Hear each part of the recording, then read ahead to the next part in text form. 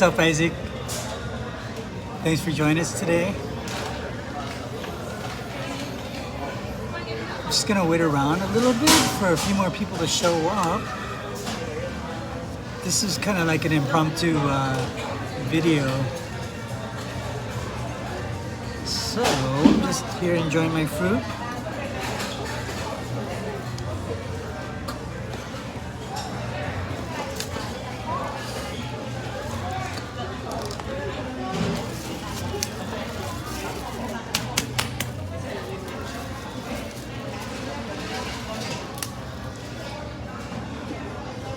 Rope Drop Nation, live from Vegas. You guys having fun? I hope so. Win some money for us. What's up, Isaac?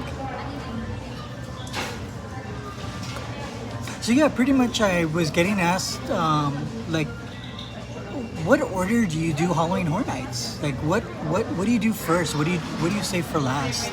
And like what I tell everybody is like me and Danny, we have like our own little thing that we do. We kind of know what the most anticipated maze or house is going to be for that year. So basically this is just going to be like a little rundown of what we're going to be doing. It might be different for you guys, just depending on how you guys feel. This is just how we like to experience Halloween Horror Nights. And of course everybody's experience is going to be different. So yeah, this is just to give you an idea how we like to do it. First and foremost, we try to get to the park as early as possible, just because the lines will get really super crazy long, and you don't want to miss out on the opening ceremony, which I know this year they said they're not going to have, but John Murdy did hint saying that they are going to be doing something. We don't have no details on what that's going to be, but whatever that is, hey, you don't want to miss out on that. So with that being said, first anticipated maze I think that everyone's gonna want to do is gonna be the weekend. So that is gonna be our number one go-to for that night is gonna be the weekend. And while we're there, we're also gonna be knocking out Killer Clowns from Outer Space and Legends Collide.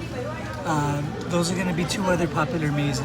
Let me tell you, the downstairs lot is gonna be busy. So the sooner you knock that out, the better, I think. And once we're done there, we're gonna head back upstairs.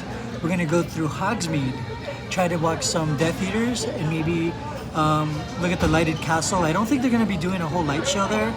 I think they're gonna do what they did last year, which is they just illuminated the castle for the night. But it'll be really exciting to see the Death Eaters and what they have in store for us there. And once we're done with that, that's when we're gonna head down over to Curious George and hit up Scarecrow and Halloween 1978.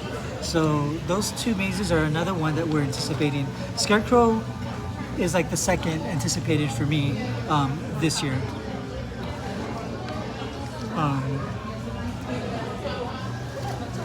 Yay, Isaac.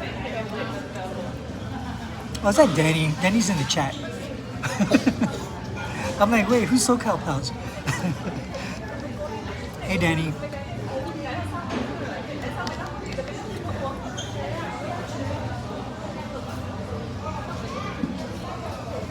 So yeah, Scarecrow, Halloween, we'll hit those up, come back through Hogsmeade, go do Terror Tram.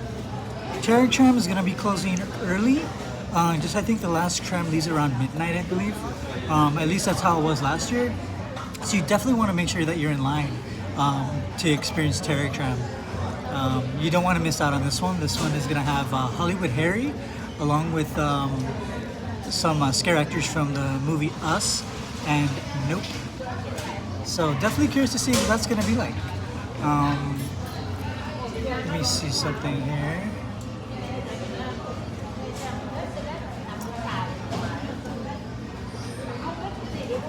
Just trying to look at this something real quick.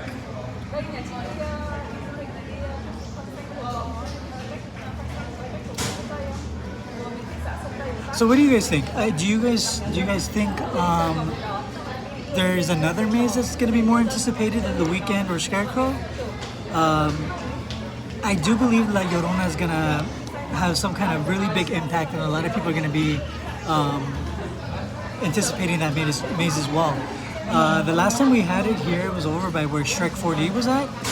That one gave you nightmares. So I'm definitely interested in seeing what they're going to do this year to it. I know it's going to be pretty much a duplicate maze of what we had before with some enhancements in there. So what those enhancements are, we don't know, but I can't wait to find out. So after La Llorona, we're going to do Terror Hotel. Oh, I'm sorry, Universal Hotel, which is over by the old Walking Dead attraction. So this one was originally supposed to be a different maze that they totally scrapped, and they built this one in from the ground up. So I'm really interested to see how this this comes out. John Murdy had pretty much like 2 days to pitch it to Universal. So yeah, really anxious to see what this is gonna look like. And the last would have to be Bloomhouse. Bloomhouse we save for last just because that's over by where Waterworld is at.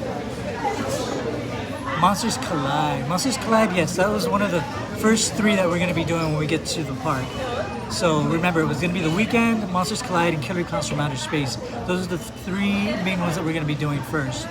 But the Bloomhouse Maze is located over by Waterworld. And I don't want to sound negative, but what's been the case every year is that whatever maze they put down there by Waterworld, it's not a very good maze. So we saved that one for last just because it has the shortest line by the end of the night. And yeah, you're usually in and out really quick. And last but not least, if you have time, or if we have time, definitely check out Jabberwockies. That's not one of my favorites, but hey, there's something for everyone here at Universal Halloween Horror Nights. So if you're into, dance crews and stuff, then definitely check them out. I still believe that, Universal needs to bring in something else, more what Orlando has, that kind of entertainment with the acrobats and the pyrotechnics, and that's the kind of live show that I want to see.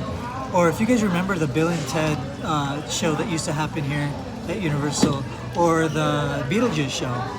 They even had a Rocky Horror Picture Show one year. That was actually kind of cool. Any of those would have been great, but unfortunately we're stuck with Jabberwockies yet again. So yeah.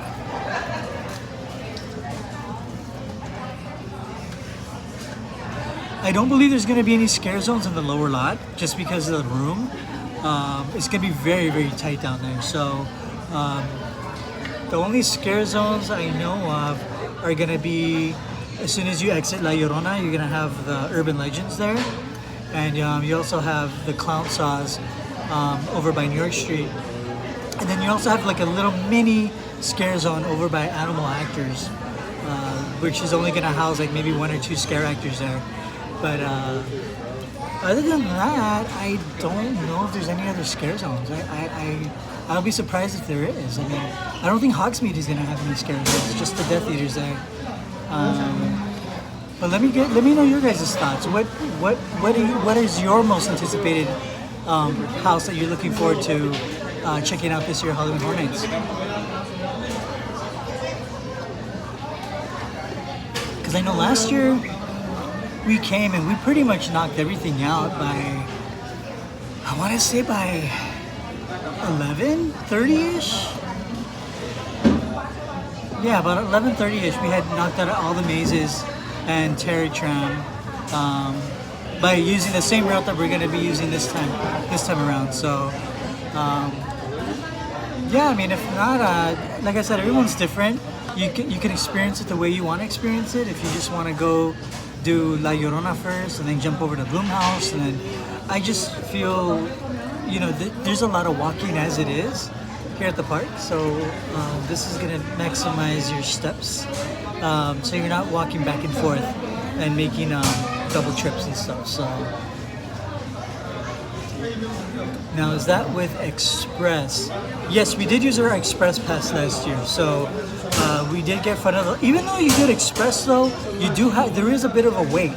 So I think the longest we waited was the Haunting of Hill House, which is over by Curious George. I think we waited anywhere between 15 to 20 minutes using our express. And part of that was because they were not ready. So even though the park was open, people were lined up ready to go, the maze wasn't ready yet. So that was part of the problem, is that we had to wait. And the thing about waiting is the line builds up. And after a while, the line builds up so much that you're waiting almost half an hour. I mean, 15, 20 minutes. You know, that's still a long time to be waiting for express, but it is what it is. You know, stuff like that happens. You know, it happened before, down when they were in the Metro lot. It happened with Ghostbusters and American Horror Story when it was down there. We had to wait for those mazes too because they weren't ready, or they had some technical difficulties or something. But yeah, that's with the Express Pass that we were able to knock everything out by 11:30. So it is pretty. It's worth it getting the Express Pass, especially if you don't plan on going more than once. Last year we only got to go twice, so that's one of the reasons why we did. One of the nights was with Express, the other was just regular. We had a great time either way though, both times. Awesome experience. So. But like I said, this was going to be a short video. I just wanted to go do a run through of the mazes, and yeah, if you like this video, go ahead and hit that like button. Make sure you guys are subscribed. We got some awesome content coming your way. We're gonna be busy the next couple of weeks, guys, so we got a lot coming. Let me just, I don't want to spoil any surprises, but we got some treats in store for you guys, so keep an eye out for us, and until next time, we'll see you. Peace.